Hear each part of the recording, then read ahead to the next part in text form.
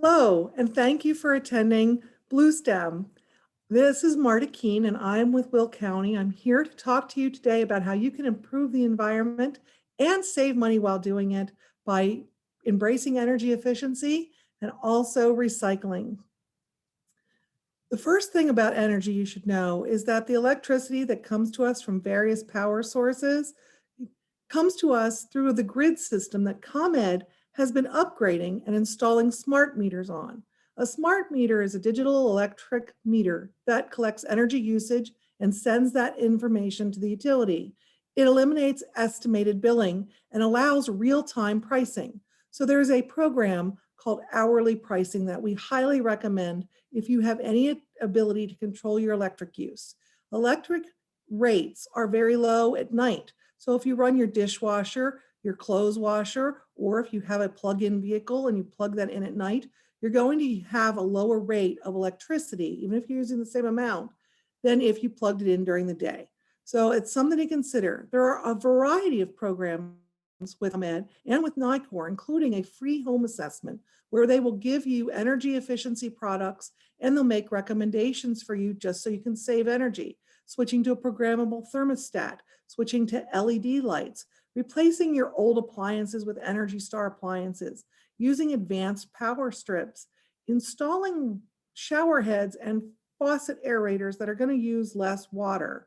And that actually uses less electricity as well. So you're not pumping as much water. You can insulate your attic around your windows, the outside electric sockets, and your hot water. Don't forget about that. If you have to replace the hot water heater, make sure that you consider getting a tankless. And even if you don't, set the temperature at 120. That's what the Department of Energy recommends, and it's going to save you electricity. As CDAC actually offers free assessments for businesses. So if you're a business listening today, please contact them at the website Smart Energy Illinois.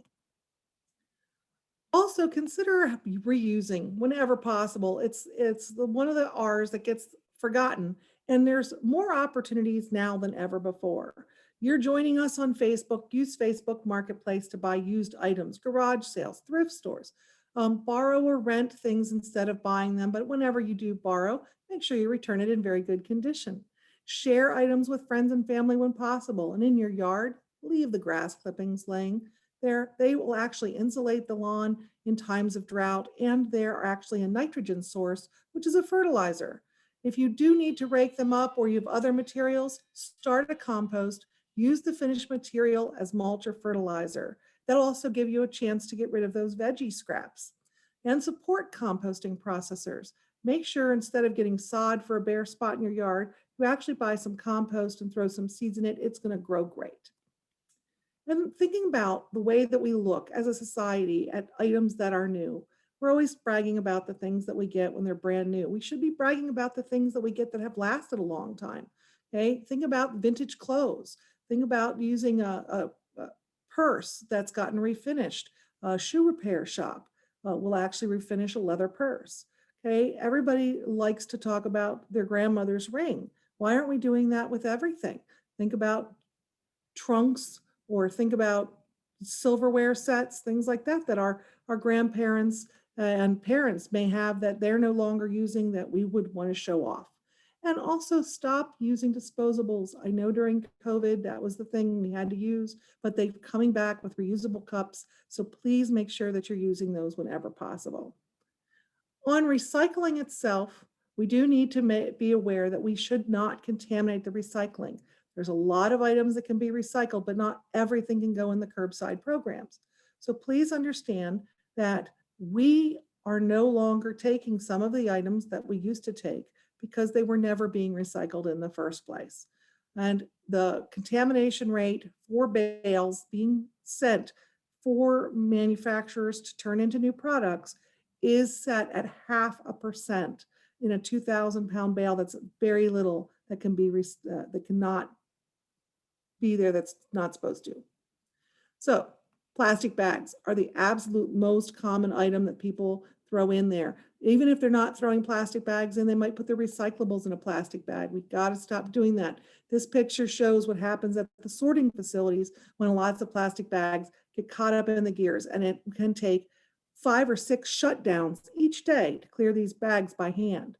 Also, scrap metals, electronics, food can be an issue, especially in plastic containers. Use a dirty napkin, wipe them out. Okay, and please be aware that sometimes you're told different messages and they're not always accurate. K Cups was telling everybody that they're recyclable because their items were recycled in a lab. There is not a single material recovery facility in the United States that is able to take a separate line and process K Cups. So check with your cities, check with the county, willcountygreen.com. We have all the most up-to-date information on recycling. And there are a number of items that every curbside program in the state of Illinois is taking.